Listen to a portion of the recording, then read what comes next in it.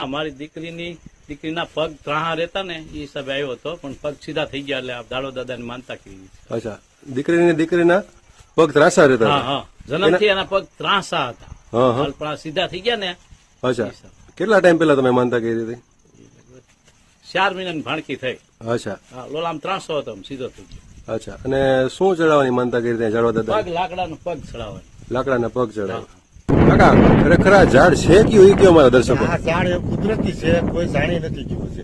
કોઈ એમ કે વિજ્ઞાન વાળા આવ્યા હોય તો એ આટો મારી ગયા, જુનાગઢ વાળા કોઈ જાણી નથી ગયું કે આ ઝાડ કયું કહેવાય. આ કુદરતી છે. અચ્છા, કુદરતી છે.